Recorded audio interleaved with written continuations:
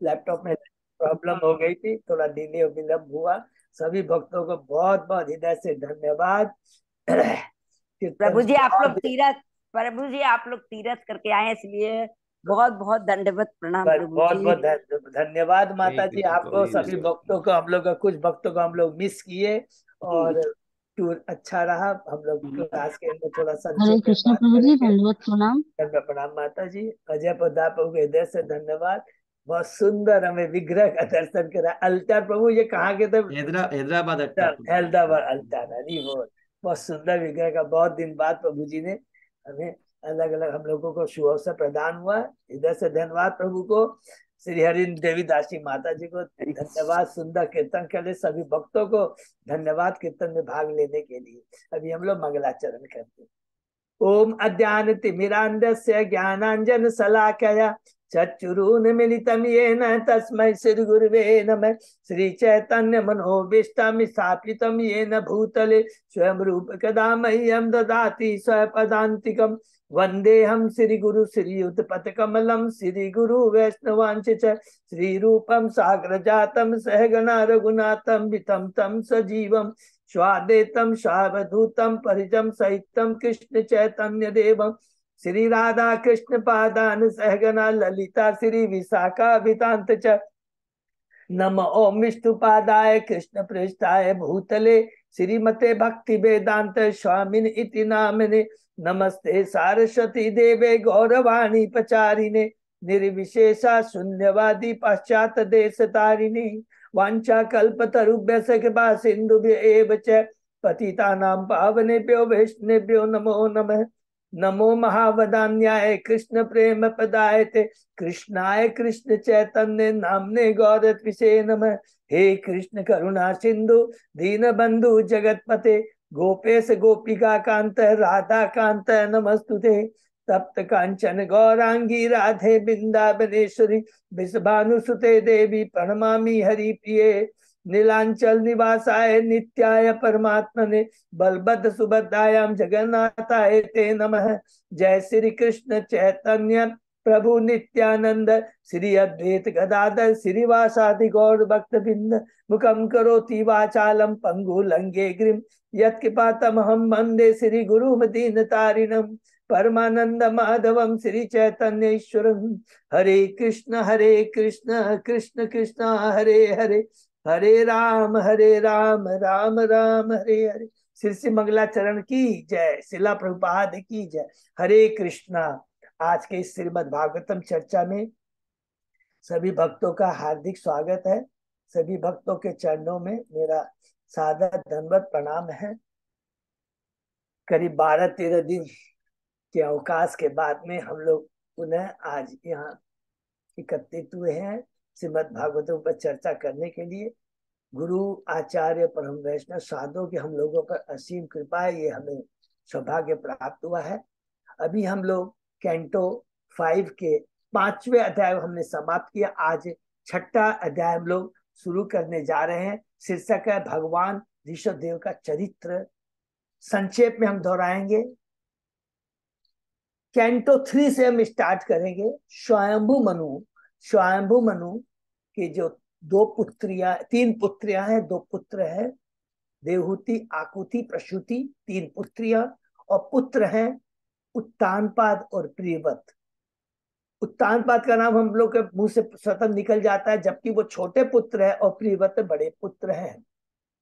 तो कैंटो 3 में देवहूति माता का ब्याह होता है कर्दम मुनि के संग में, और उसके बाद में कर्दम मुनि घर छोड़ के चले जाते हैं।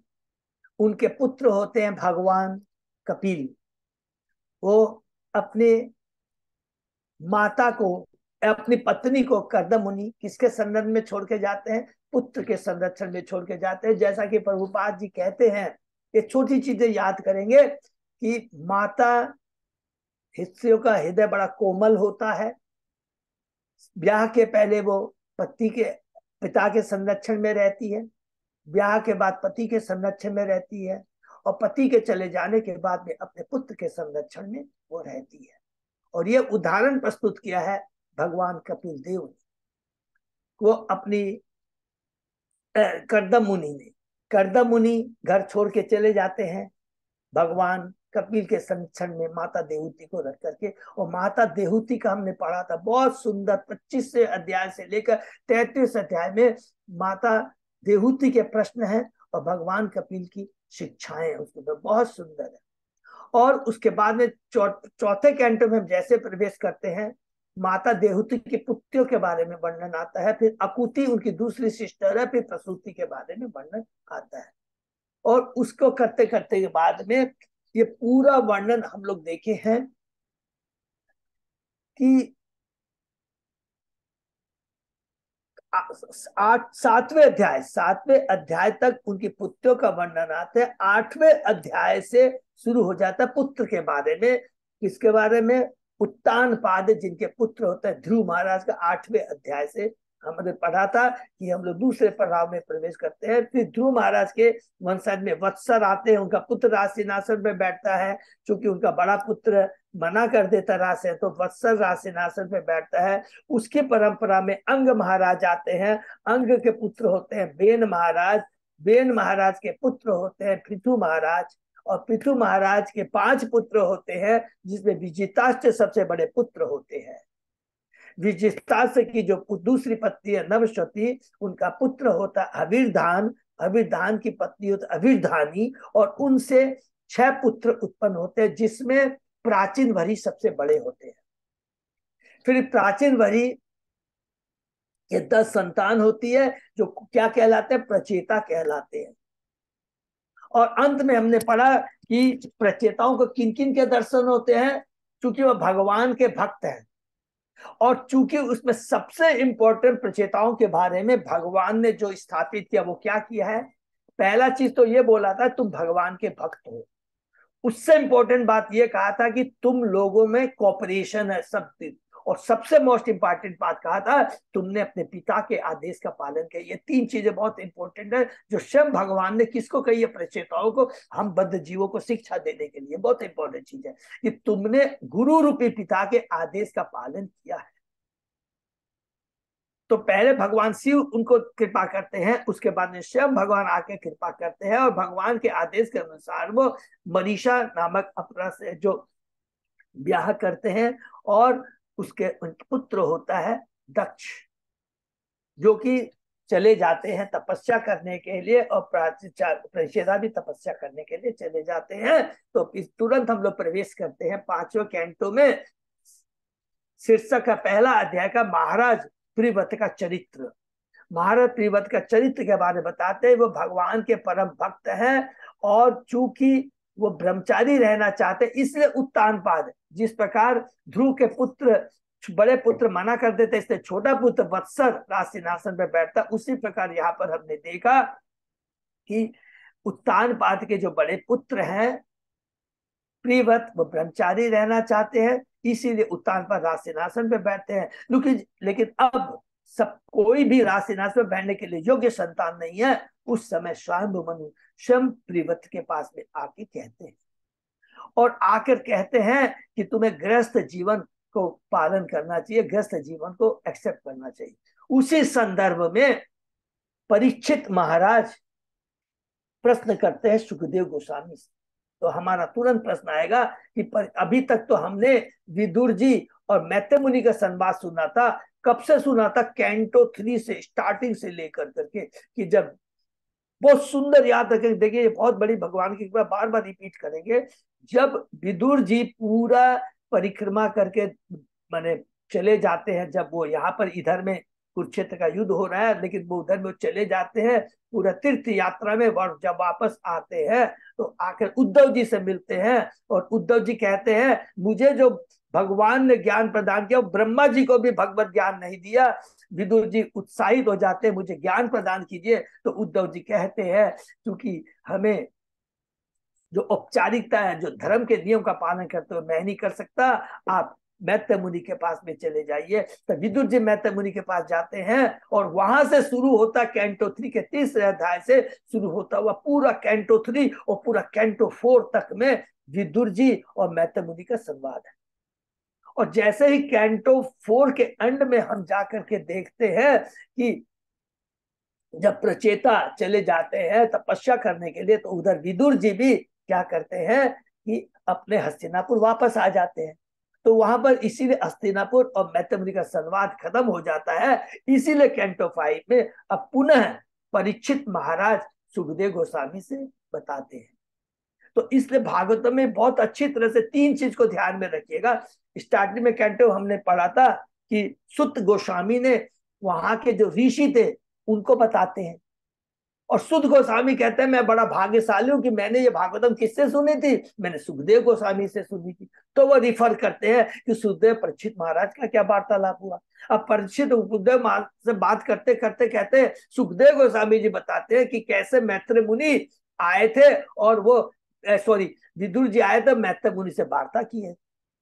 और वो जब खत्म होता है अब पुनः सुखदेव गोस्वामी जी बोलना शुरू करते हैं कि देखो मैत्रेय मुनि विदुर में जो वार्ता हुई, अब विदुर जी चले गए हस्तिनापुर। अब परीक्षित महाराज प्रश्न करते हैं सुखदेव गोस्वामी से कि भाई प्रियव्रत जो भगवान के परम भक्त है, तो मुझे आश्चर्य हो रहा है जिन्होंने दिव्य पद प्राप्त कर लिया था, पुनः वो गृहस्थ आश्रम में कैसे आ गए। और दूसरा प्रश्न करते हैं, अरे गृहस्थ आश्रम में पुनः आने के बाद में अपने पति पत्नियों के प्रति वो इतने आसक्त है, पुनः वो सर्वोच्च भक्ति में कैसे पुनः लग गए।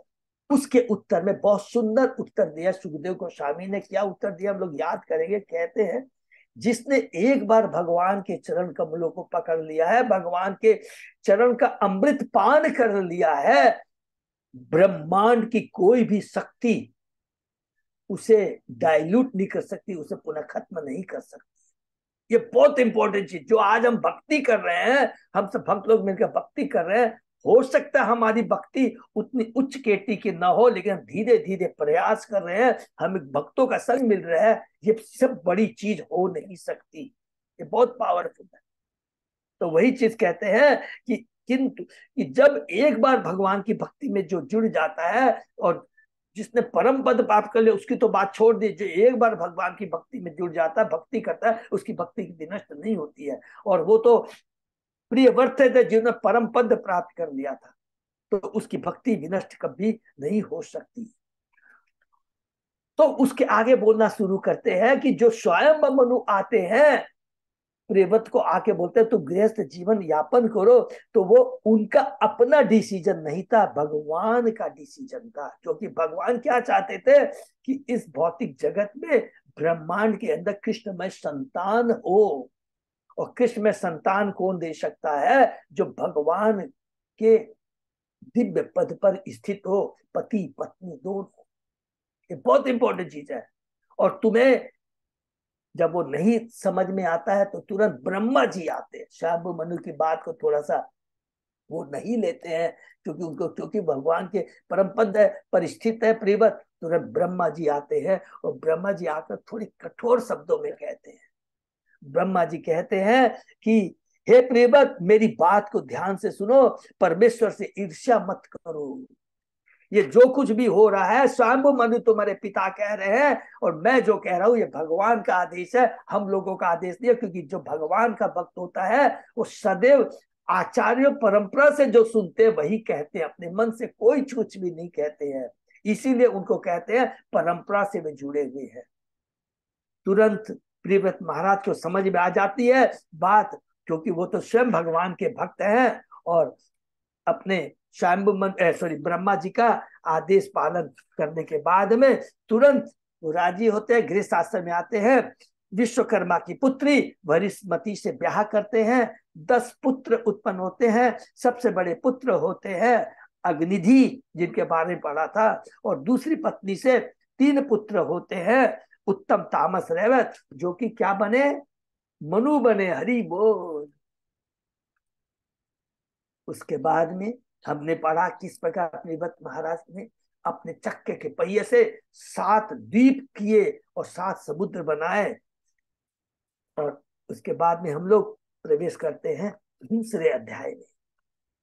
दूसरे अध्याय में है जो उनका पुत्र है, सबसे प्रियव्रत के जो सबसे बड़े पुत्र हैं, जिनका नाम होता है अग्निध्र, उसके बारे में दूसरे अध्याय प्रवेश करते हैं। शीर्षक है महाराज अग्निध्र के चरित्र का वर्णन, कि वो भी भगवान के अपने पिता के परम भक्त थे, उन्होंने पिता के आदेशों का पालन किया। उनके पिता ने, चूंकि 7 द्वीप थे, उसमें से जो पहला द्वीप है जम्बू द्वीप, उसका राज्यभार किसको दिया था? अग्निद को दिया था।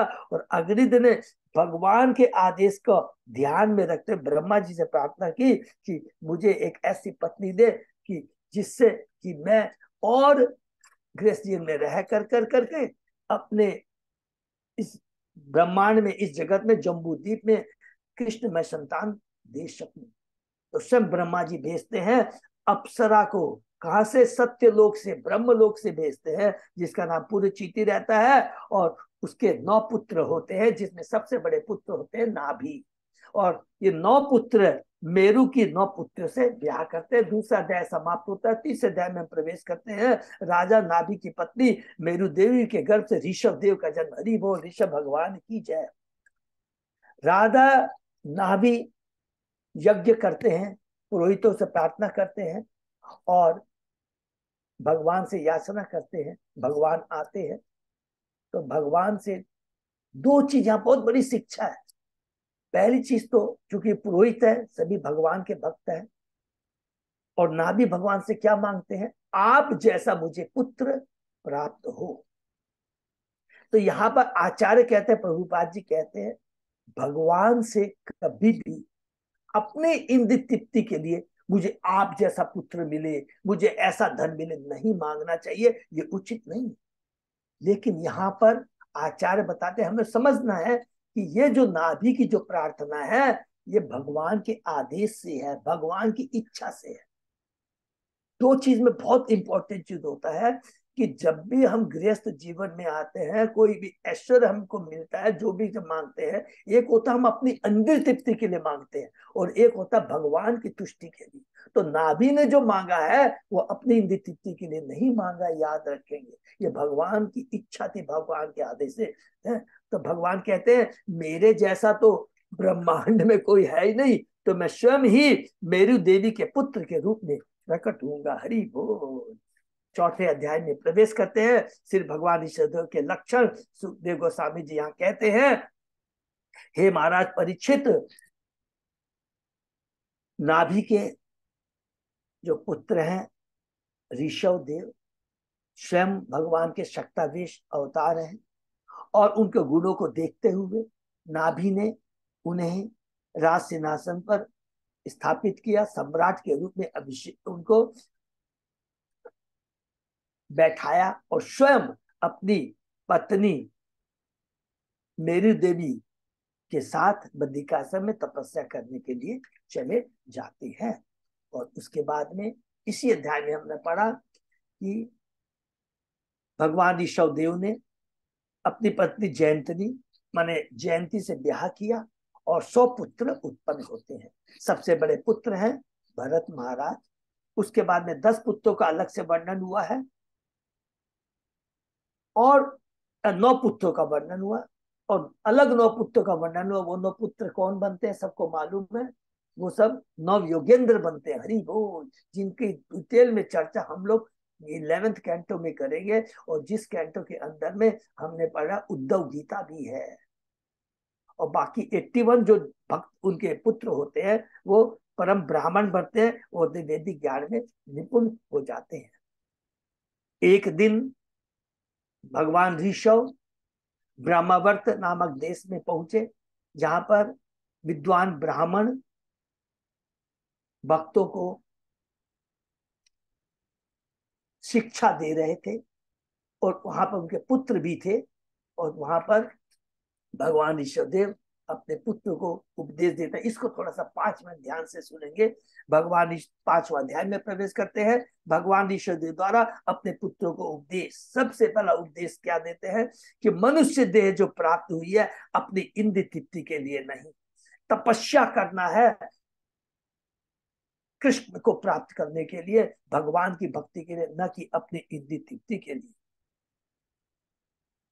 फिर कहते हैं भक्ति करने के लिए महात्माओं की सेवा करके ही मनुष्य भव बंधन से मुक्ति प्राप्त कर सकता है। कहते हैं जब तक मनुष्य कि मुझ वासुदेव में प्रीति नहीं होती, तब तक उसे देह बंधन से छुटकारा नहीं मिल सकता। कहते हैं हमें इंद्र तृप्ति से घृणा करनी चाहिए, परम अंश का संरक्षण प्राप्त करना चाहिए, समस्त मार्ग की तपस्या जो करनी चाहिए भक्ति के लिए करना चाहिए, इंद्र तृप्ति के लिए नहीं करना चाहिए। भगवान की कथा का श्रवण करना चाहिए, भक्तों की संगति करनी चाहिए, वैदिक शास्त्रों पर पूर्ण श्रद्धा रखनी चाहिए और अपने कर्तव्यों का पालन करते हुए प्रजल्प नहीं करना चाहिए, अभक्तों का संग नहीं करना चाहिए। और एक मोस्ट इंपोर्टेंट बात कहते हैं जो शिक्षा लोग कहते हैं, अगर हम स्वरूप सिद्ध स्थिति पर भी चले जाते हैं हम सब कुछ छोड़ सकते हैं। माने क्या कहते हैं, जो हम लोग जो साधना के हिसाब से जो कहते हैं ना, जैसे कि हम लोग नियम जो पालन, गृहस्थ का नियम, ब्राह्मण क्षत्रिय वैश्य शूद्र वर्णाश्रम धर्म का पालन है, ये स्वरूप सिद्ध व्यक्ति के लिए एप्लीकेबल नहीं होता है। लेकिन एक चीज नहीं छोड़ सकते, वो कहते हैं भगवान की भक्ति। सब कुछ छोड़ा जा सकता है लेकिन भगवान की भक्ति को सदैव बनाए रखना चाहिए। और फिर कहते हैं अनदर इंपॉर्टेंट पॉइंट, जो श्लोक हमको याद रखना, 18 नंबर श्लोक, जो अपने आश्रित को बारंबार जन्म मृत्यु के पद से उबार न सके उसे न तो गुरु बनने का अधिकार है, न पिता बनने का अधिकार है, न पति बनने का अधिकार है, न कुछ भी बनने का अधिकार है। भगवान कहते हैं कि जो भक्ति है वो हृदय के अंदर स्थापित होनी चाहिए। जब हमारी चेतना, ज्ञान तो हमें प्राप्त हो गया लिख बोलते हैं, लेकिन जब तक वो हृदय में नहीं उतरता है चेतना में परिवर्तन नहीं आएगा। और जब चेतना में परिवर्तन आता है गृहस्थ जीवन में प्रवेश करते हैं, और जब संतान उत्पन्न होती है, अगर उसकी चेतना हृदय में स्थापित है और उस समय वही उसकी चेतना उसके आने वाली संतान के अंदर में स्थानांतरित होगी। हरि बोल, ये बहुत इंपॉर्टेंट बात कहते हैं। उसके बाद में कहते हैं प्रत्येक वस्तु चाहे लौकिक हो या अलौकिक परमेश्वर से उत्पन्न है, और हमें महत्व बने भगवान के भक्तों का संग, दोबारा रिपीट करते हैं, संग करना चाहिए। क्योंकि जो भगवान का जो भक्त होता है, वैष्णव होता है, जो ब्राह्मण होता है, वो भगवान का उपासक होता है और भगवान भी वैष्णव के उपासक होते हैं। हरि बोल। फिर अपने बारे में कहते हैं वेद मेरे द्वारा शाश्वत, मेरे द्वारा उत्पन्न है, मेरे में इंद्र जैसा और ब्रह्मा जैसा ऐश्वर्य प्रदान करने की शक्ति है, मेरे पास में है। लेकिन मेरे भक्त इतने महान होते हैं कभी भी उसके प्रति वो आसक्ति नहीं रखते हैं, इसलिए सभी इंद्रियां मेरी सेवा में लगी रहनी चाहिए। इस प्रकार ऋषभ भगवान अपने उपदेश दे, बहुत दिव्य उपदेश है, इसको बार बार जितना समय मिले, और खास कर दामोदर महीने में देखिए हम लोग को बहुत बड़ा इंपॉर्टेंट मिला है। चैप्टर 5 का जो उपदेश है ऋषभदेव भगवान के, हमारा जीवन धन्य हो जाएगा। उसको रिपीट करेंगे, मुश्किल से 10 मिनट लगेगा। ऋषभ भगवान वहां से चले जाते हैं और माने चले जाओ उपदेश दे, और उसके बाद में स्वयं सब कुछ छोड़ करके अपने ज्येष्ठ पुत्र भरत महाराज को राज सिंहासन में बैठाते हैं। लेकिन गृहस्थ में रहते हुए वो एक अवधित का जीवन व्यतीत करते हैं।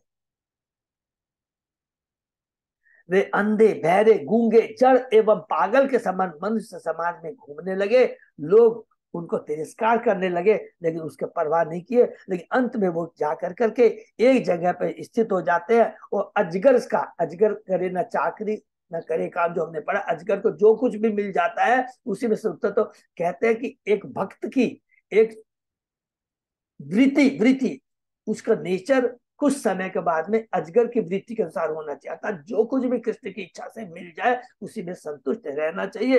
एक ही जगह में रहते थे और वहीं पर मल मूत्र त्याग करते थे। बहुत इंपॉर्टेंट बात हमने पढ़ा था, उसमें क्या लिखा था, उनके मल मूत्र से दुर्गंध नहीं निकली, उल्टे उनका मल मूत्र इतना सुगंधित था कि उसकी सुगंध से 80 मील तक का पूरा वातावरण सुगंधमय हो जाता है। हरि बोल।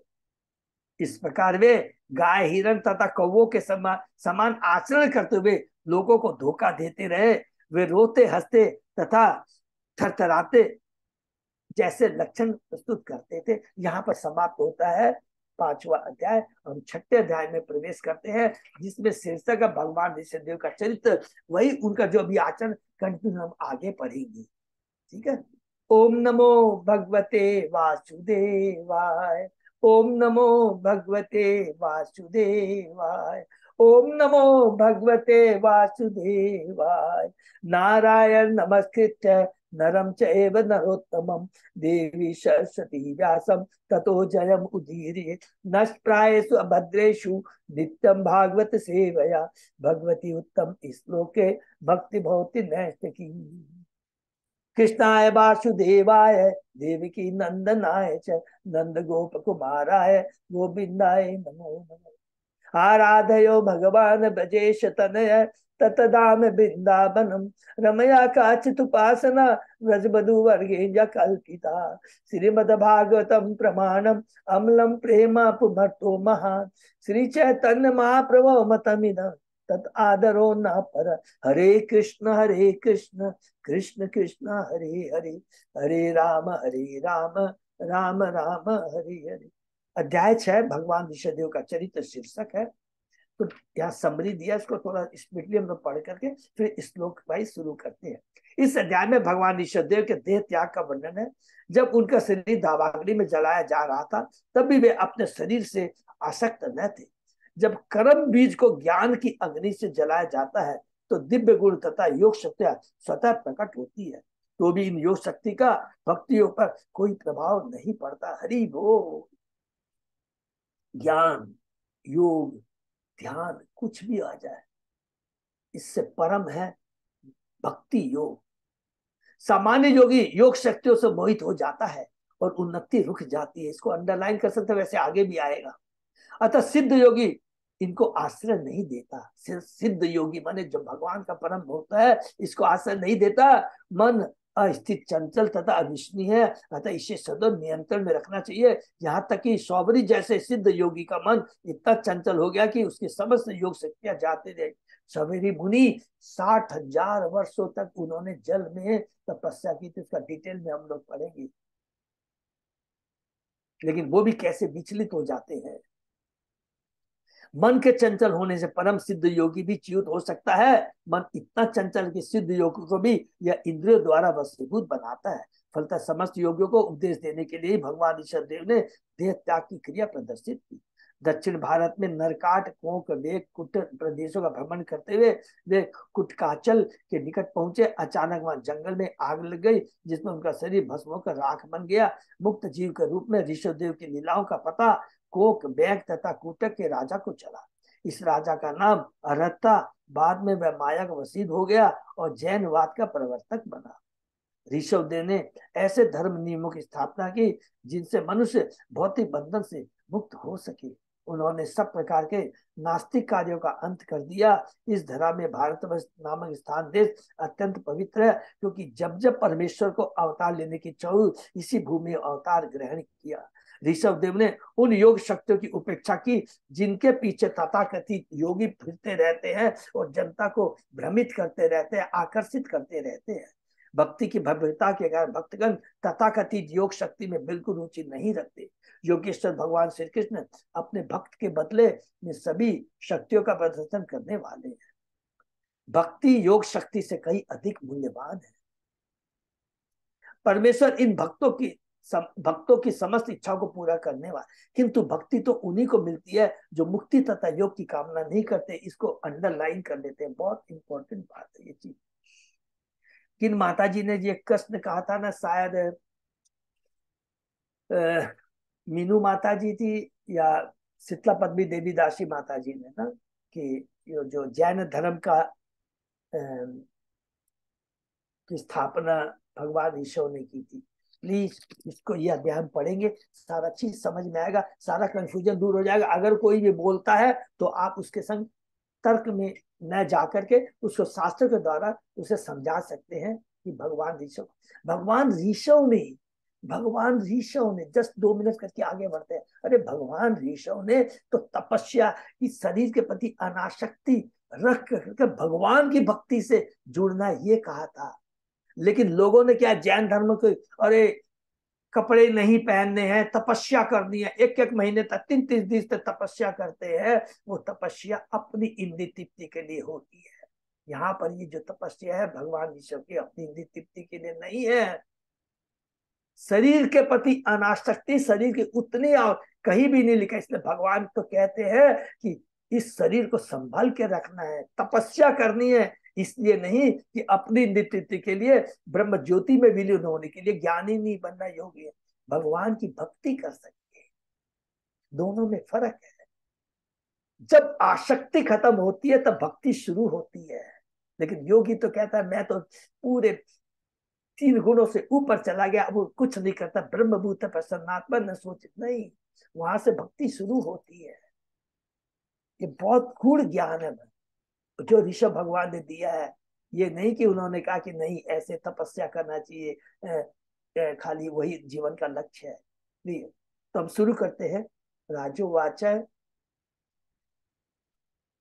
राजा परीक्षित ने पूछा, न नूनम भगव आत्मा रामाणाम योग समिरित ज्ञान अवभर्जित कर्म बीजानाम ऐश्वर्याणि पुनः कलेशदानी भवितुम अर्हन्ति यदृक्षया उपगतानि।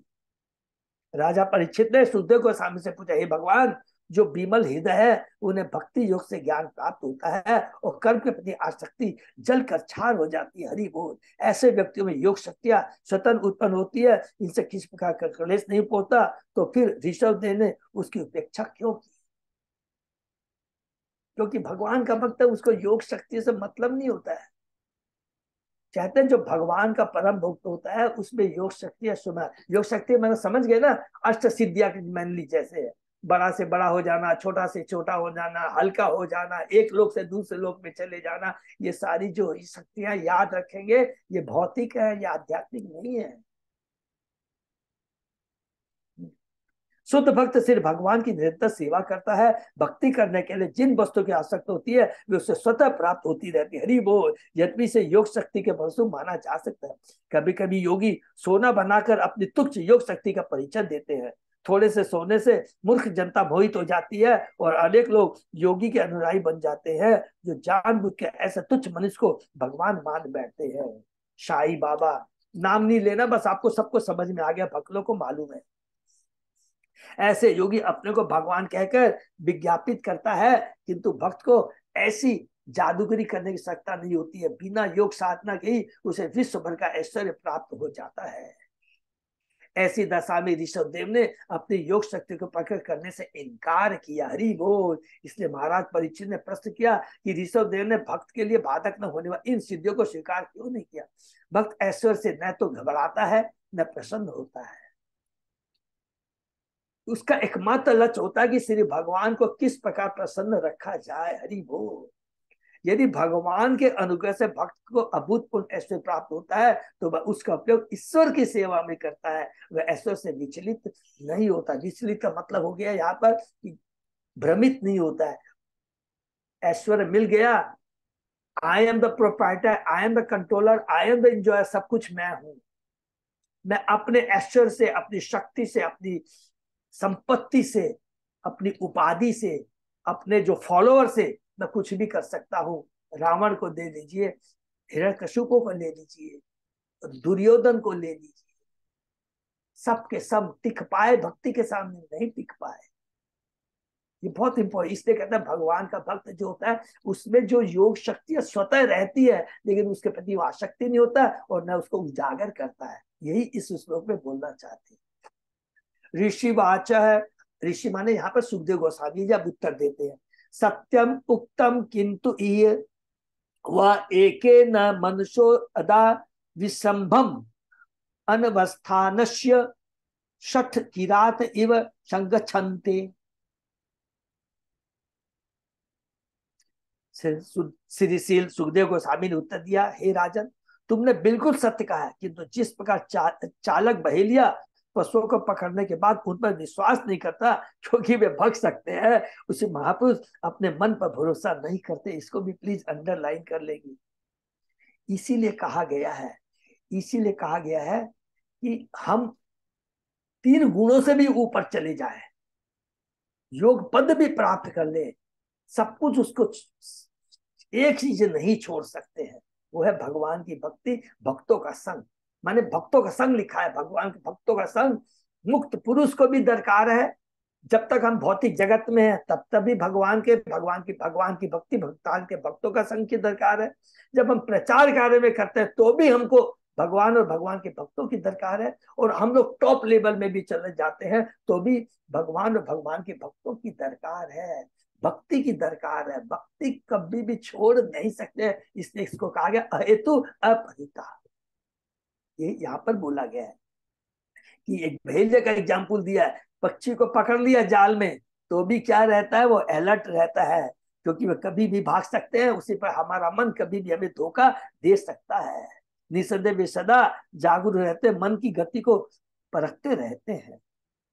भगवत गीता में भगवान कहते हैं यज्ञदान तप कर्म न त्याज्यम कार्य मेव तत् यज्ञोदानम तपश्चैव पावनानि मनीषिणाम्। यज्ञ तप और दान रूप कर्म का त्याग नहीं करना चाहिए, इन्हें अवश्य करना चाहिए, यह कर्तव्य है। निसंदेह यज्ञ दान और तप आदि महात्मा को भी शुद्ध करने वाले। जो संसार में विरक्त होकर सन्यासी हो गए, उन्हें हरे कृष्ण महामंत्र के कीर्तन का परित्याग नहीं करना चाहिए। संन्यास का अर्थ यह नहीं है कि संकीर्तन त्याग को भी त्यागा जाए। हरि बोल। संन्यास का मतलब क्या होता है? जो गृहस्थ जीवन में भी है वो सन्यासी है। सन्यासी का मतलब होता है वो जिसने भौतिक चीजों के प्रति अनासक्ति और भगवान के चरणों के प्रति आसक्ति। जो वो गृहस्थ भी हो सकता है, वो वानप्रस्थ में भी हो सकता है, ब्रह्मचर्य भी हो सकता है, और सन्यासी भी। ये सन्यासी की वास्तविक परिभाषा है। और वो सन्यासी जो उसने कृष्ण की भक्ति को अपने सिरोधार्य कर लिया है, वो कभी भी संकीर्तन यज्ञ को त्यागता नहीं है। इसी प्रकार दान या तपस्या का भी परित्याग नहीं करना चाहिए। मन था इंद्रियों के नियमन की योग पद्धति का दृढ़ता पर पालन करना चाहिए, जिसे उन्होंने दिखला दिया है कि किस प्रकार से कठिन से तपस्या की जाती है। उन्होंने अन्यों के लिए आदर्श उपस्थित किया है। ये सब कुछ देखिए जो ऋषभ भगवान ने कहा, ये क्या है? तपस्या। तपस्या का प्लीज फिर से रिपीट करते हैं, उद्देश्य ये नहीं है तीन गुणों से। योगी जो करता है उससे बड़ी कोई तपस्या नहीं करता है। वो कुछ भी नहीं खाता है, किसी चीजों को टच नहीं करता है, किसी लोग से मिलता नहीं है, केवल दार्शनिक चिंतन अध्ययन में लगा रहता है। किस डर से? कि मेरे को तीन गुणों का प्रभाव नहीं लग जाए। वो ठीक है, लेकिन अल्टीमेट उद्देश्य क्या है? अनासक्ति का उद्देश्य क्या है? अनासक्ति का उद्देश्य यह है, भौतिक के प्रति अनासक्ति का उद्देश्य है भगवान के प्रति आसक्ति। वो योगी नहीं करता है, ब्रह्म ज्योति में विलीन हो जाता है और करोड़ों वर्षों बाद पुनः इसे भौतिक जगत में उसे आना पड़ता है। तथा च उक्तम न कुर्यात करहिचित सख्यम मनसी ही अवस्थिते। सॉरी, इसको उसमें नहीं पढ़ना है।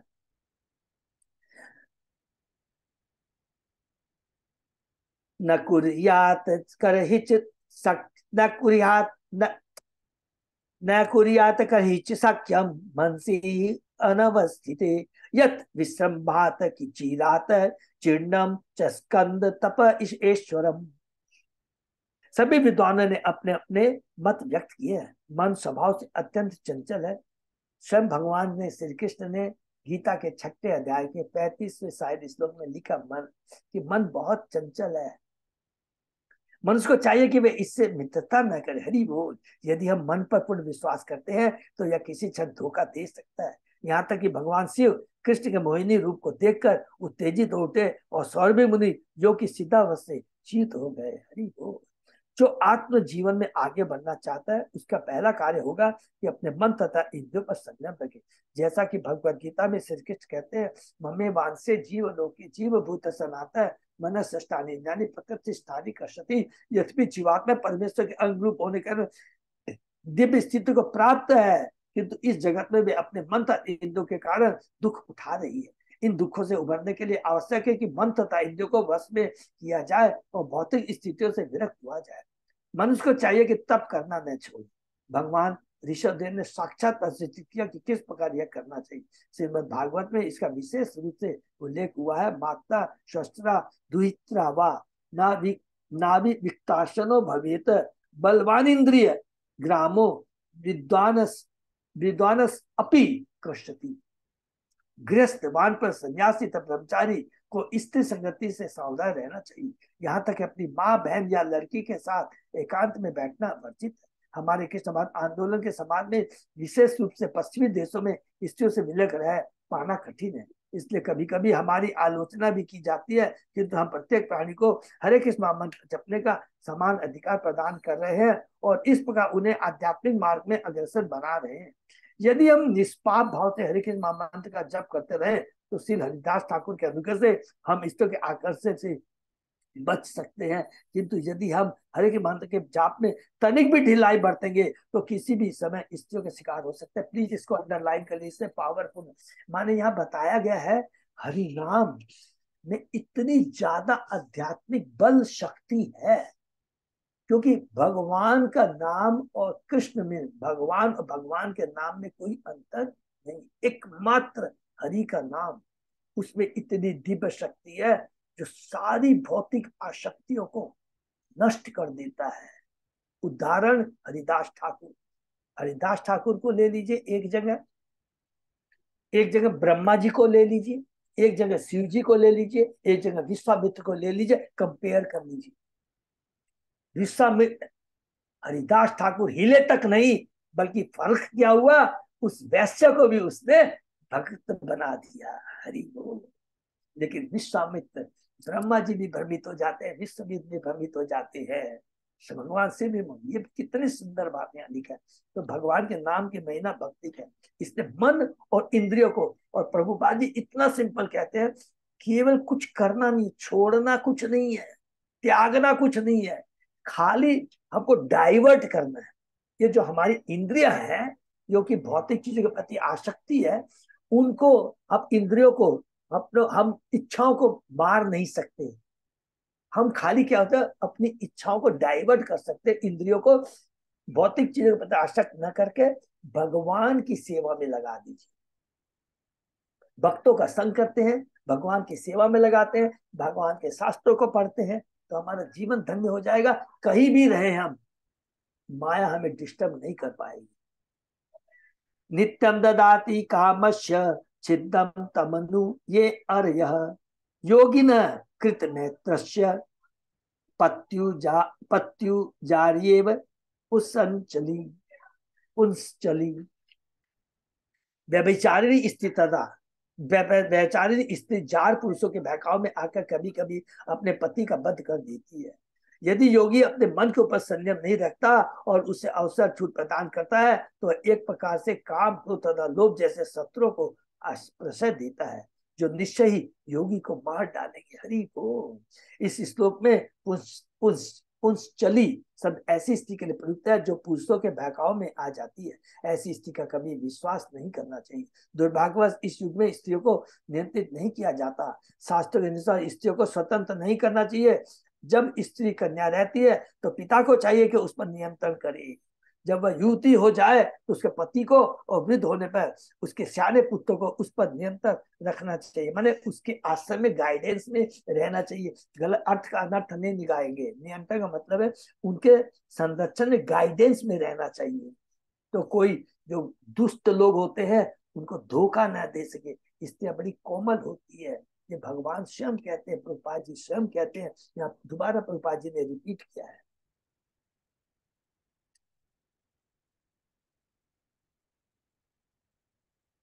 जब वह युवती हो जाए तो अपने पति और वृद्ध होने पर उनके सियाने पुत्रों को उस पर नियंत्रण रखना चाहिए। ये हमने पढ़ा था, ये बहुत बड़ा एग्जाम्पल जब भी हमने पढ़ा था, माता देवहूति और भगवान कपिल के। यदि उसे स्वतंत्रता दी जाती है और पुरुषों के साथ उठने बैठने दिया जाता है तो वह बिगड़ भ्रष्ट हो जाएगी। ऐसी भ्रष्ट बेचारी स्त्री जाकर उसके भगवान में आकर अपने पति का भी वध कर सकती है। यहाँ पर यह उदाहरण इसलिए प्रस्तुत किया गया है जिससे सांसारिकता से मुक्त होने का इच्छुक योगी सदा ही अपने मन को संयमित रखे। श्रील भक्ति सारथी ठाकुर कहा करते थे कि प्रातःकाल उठते ही मन को 100 जूते लगाना चाहिए और सोने के पूर्व मन को झाड़ू से 100 बार पीटना चाहिए। हरि बोल। इस प्रकार से मनुष्य का मन संयमित रहता है। असंयमित मन तथा अव्यभिचारिणी स्त्री की दशा एक समान है। जिस प्रकार व्यभिचारिणी स्त्री किसी भी समय अपने पति का वध कर सकते, उसी प्रकार मन काम, क्रोध, लोभ, प्रमत्त, ईर्ष्या, मोहमस योगी का वध कर देता है। जब योगी मन द्वारा संचलित होता है वह संसारी स्थिति को प्राप्त होता है। मनुष्य को चाहिए कि वह मन से उसी पर सदे जिस प्रकार व्यभिचारिणी पत्नी से पति को रहना चाहिए। हरि बोल। बहुत सुंदर एग्जाम्पल है।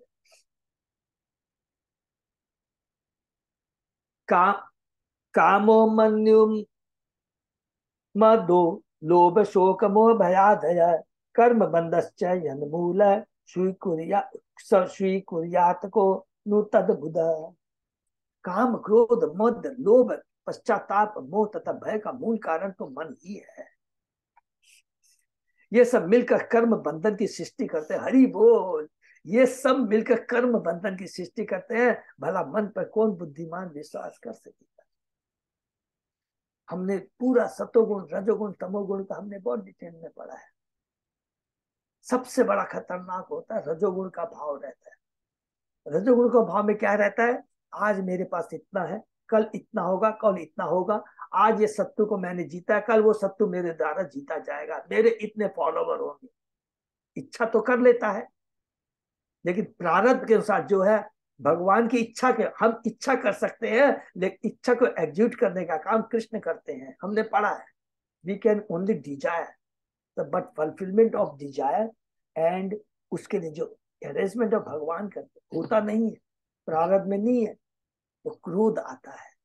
फिर हम लोग गलत ढंग से उसे प्राप्त करने का चेष्ट करते हैं, और जब नहीं प्राप्त होता है तो किसी भी हद तक पहुंच करके तमोगुण लेवल पर पहुंच सकते हैं, मर्डर कर सकते हैं, पशुवृत्ति में बोलते हैं, पहुंच जाते हैं। तो आत्मिक जीवन उसको अपने से गिर जाता है।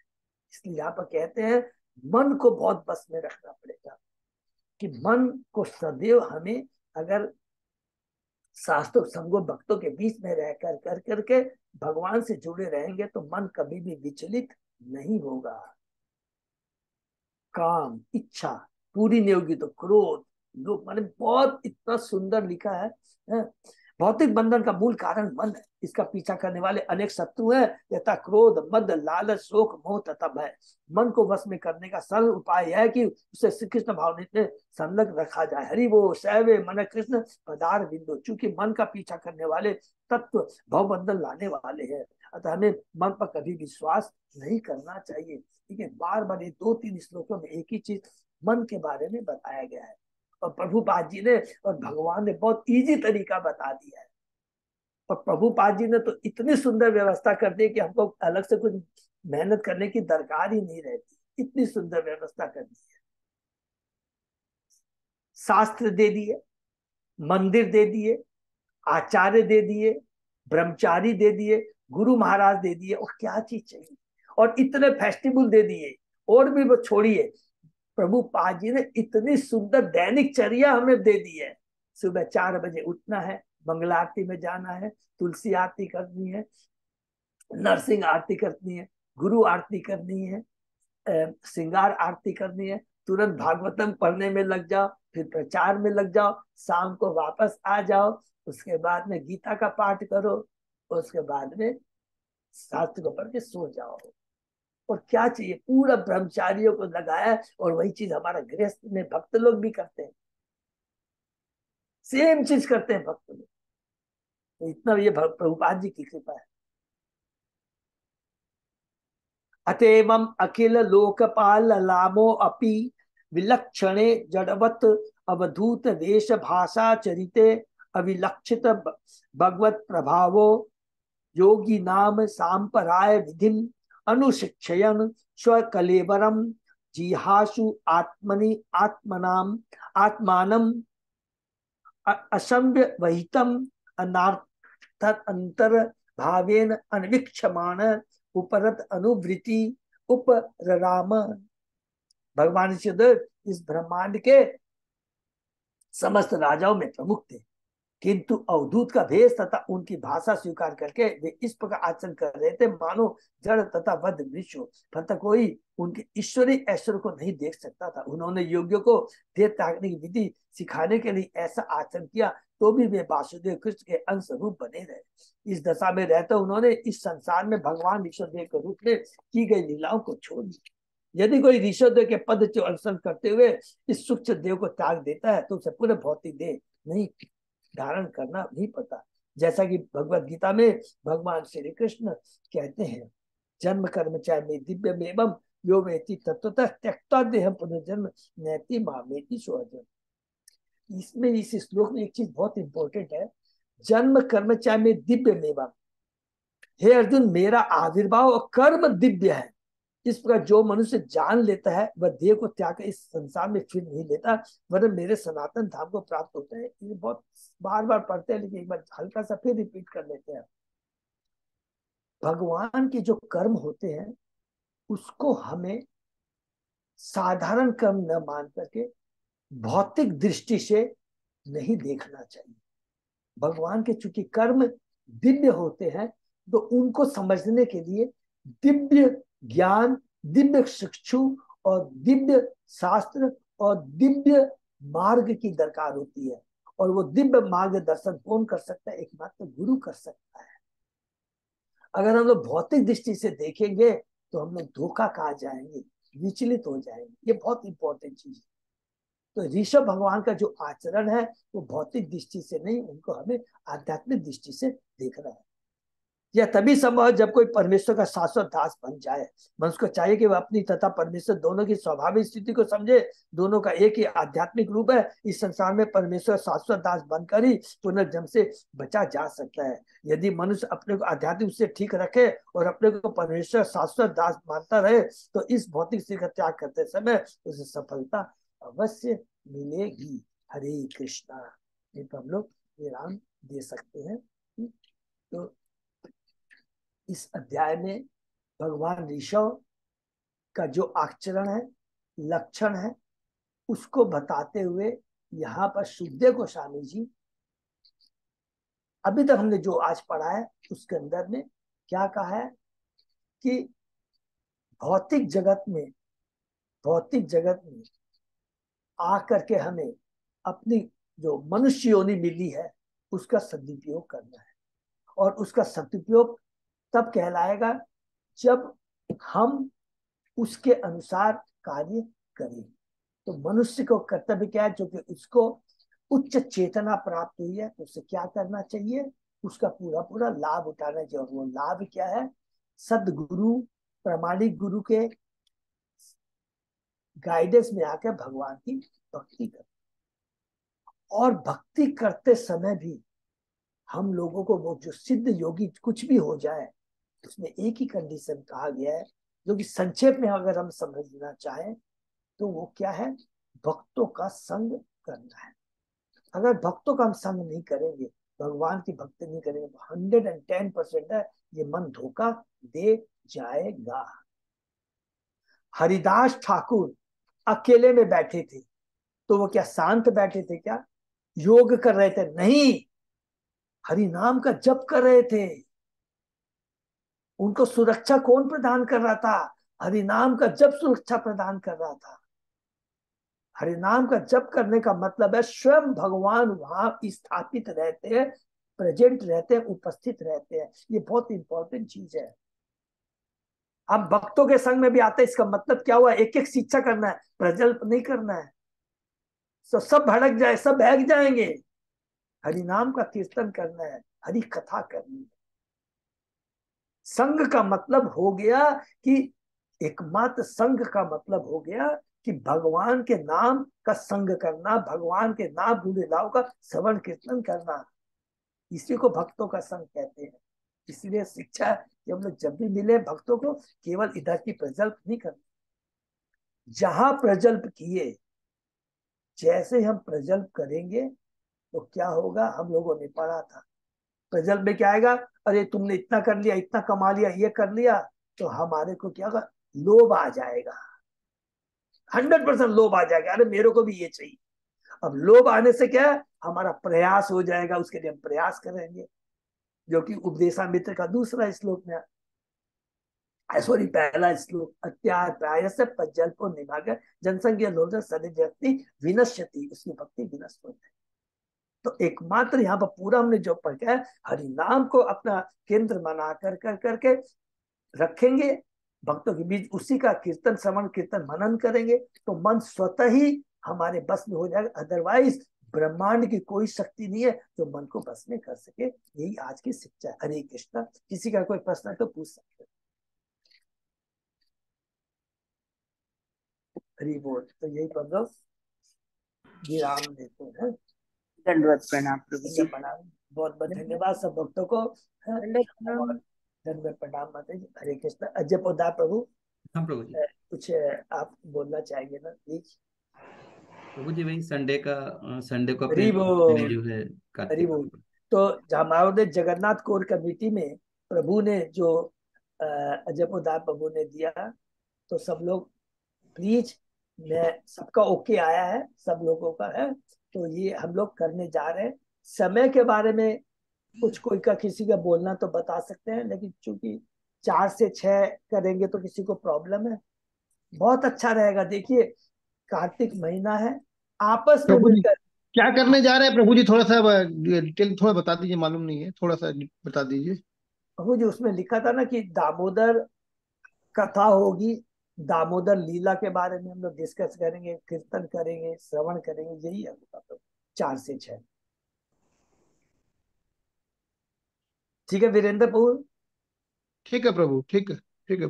अजय पोद्दार प्रभु, यही है ना हम लोग का प्रोग्राम? हाँ हाँ, दीपदान में ये प्रोग्राम रहेगा। दीपदान में यही है। प्रभु तो जी सब 4 से 6 का एक मैसेज दे दीजिए, जिससे नेचुरल सिटी ग्रुप में भी डाल देंगे थोड़ा। हाँ हाँ मैं प्रभु, मिला करके वो आज प्रभु दे देंगे। प्रभु आज हम लोग इसीलिए कर रहे हैं कि जैसे हम लोग एक बार भक्तों से पूछ लें, क्योंकि देखिए फिर क्या है ना, शाम में फिर सबको जाना भी रहता है, 6 करते करते उसके बाद में प्रसाद में लेते लेते देरी से निकलते, तो सब लोग समय पर पहुंच जाएंगे। ठीक है ना? तो प्रभु ये कंफर्म है, तो हम लोग इसको ओके कर देते हैं। ठीक है ना प्रभु?